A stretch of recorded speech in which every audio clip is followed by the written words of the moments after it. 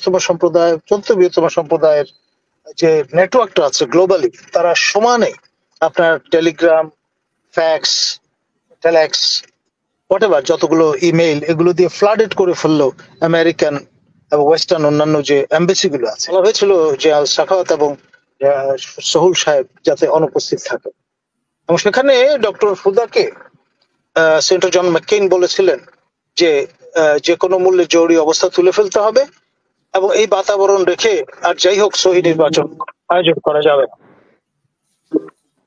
একজন হচ্ছেন 1 star general অবসরপ্রাপ্ত, আরেকজন হচ্ছেন 3 স্টার জেনারেল অবসরপ্রাপ্ত। আমাদের মেজর ইমরান স্যার বিষয়টা ভালো বুঝবেন।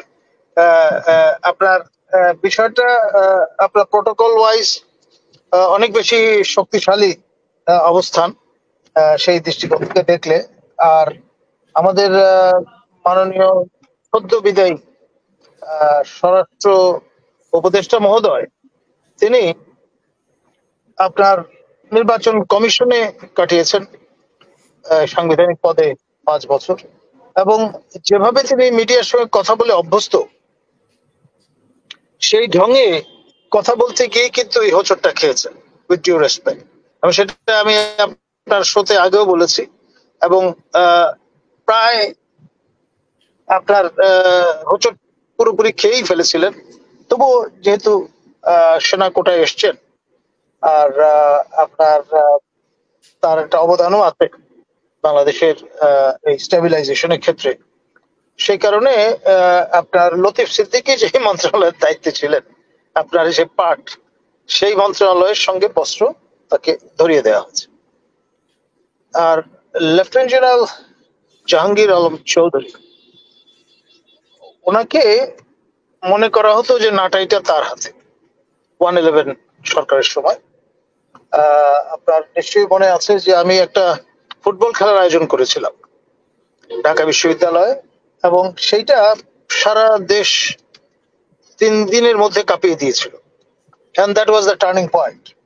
আপনার 111 সরকার যে আপনার হাইস্ট দিকে যেখানটায় ছিল, পপুলারিটির দিক থেকে উল্টো মুখে হাঁটা শুরু করলো, এবং সেই সময় আমাদের লেফটেন্যান্ট জেনারেল জাহাঙ্গীর আলম চৌধুরীর সম্ভবত পুত্র, আপনার তার যে গাড়ি, সরকারি গাড়ি, কমবেট পরিহিত অবস্থায় তার ড্রাইভার এটা পরিচালনা করছিলেন আপনার আজিজ সুপার মার্কেট যেখানটায় নিউ এলিফ্যান্ট রোডে, সেখানটায় আপনার ছাত্র বিক্ষোভকারীদের হাতে পড়ে নিগৃহীত হয়েছিলেন তার ড্রাইভার। এবং এই যে কমবেট পরিহিত একজন সৈনিক যিনি ড্রাইভ করছিলেন, তিনি যে ম্যাল হ্যান্ডেলড হলেন, সেটি একটি বার্তা প্রদান করলো আপনার 111 এর আর্কিটেক্ট যারা তাদের, এবং যার হাতে নাটাইটা ছিল একবারে স্বয়ং তার শকট। ফলে এবার ফেরাও মোড়ে এই রিয়েলাইজেশনটা সেদিন থেকে শুরু হয়ে গিয়েছে।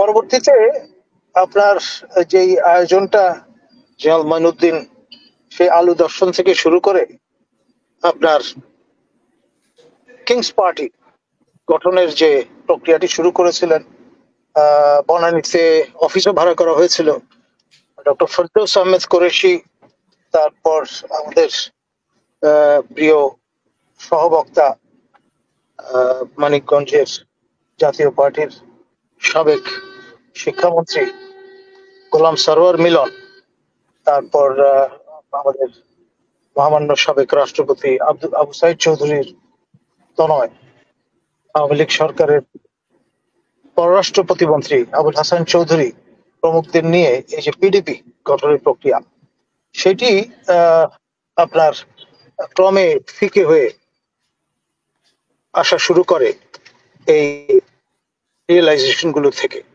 ইন্টারন্যাশনাল কমিউনিটি বুঝে ফেললো যে মোহমুক্তি ঘটেছে, ইউফোরিয়া ইজ গন, এবং তার ফলে ক্রমে আপনার যখন দেখা গেল আমার 4 সহকর্মী আটক হলেন জেনারেল ব্রিগেডিয়ার জেনারেল আমিনের সঙ্গে বৈঠক সত্ত্বেও রাতের বেলা তাদেরকে আটক করা হলো এবং আপনার ব্যাপক ডিপার্চার যাতে ঘটে সেটার অংশ হিসেবে কোনোভাবেই যার সংশ্লিষ্টতা ছিল না এই ফুটবল খেলা পরবর্তী আন্দোলনের সঙ্গে, অর্থাৎ পরবর্তীতে যিনি নেপালে বাংলাদেশের রাষ্ট্রদূত হিসেবে নিয়োগ প্রাপ্ত হয়েছিলেন প্রফেসর ডক্টর নিমচন্দ্র ভৌমিক, হিন্দু বৌদ্ধ খ্রিস্টান ঐক্য পরিষদে যিনি কাণ্ডারি ছিলেন, তাকে আপনার ঢাকা বিশ্ববিদ্যালয় শিক্ষক সমিতির সভাপতি, সাধারণ সম্পাদক এবং কর্নেল তাহেরের ভাই,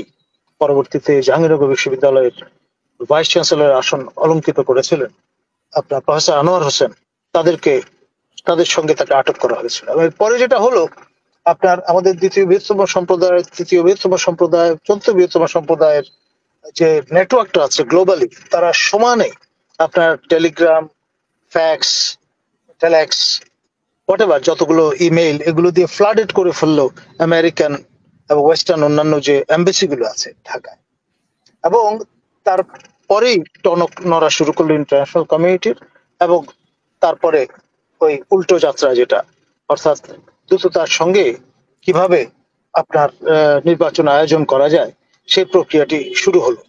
ডক্টর এটিএম শামসুল হুদা তখন আমার সাবেক শিক্ষক, প্রধান নির্বাচন কমিশনার, তার সঙ্গে টিমমেট ছিলেন ব্রিগেডিয়ার এই বর্তমানে পাট এবং বস্ত্র মন্ত্রণালয়ে যাকে প্রদান করা হয়েছে সেই মাননীয় উপদেষ্টা, এবং বিচারপতি সোহেল হোসেন, তারা ম্যানিং করছিলেন। এবং সেই সময় আমাদের পার্টনার অর্গানাইজেশনের চেয়ার ছিলেন সিনেটর জন ম্যাককেই।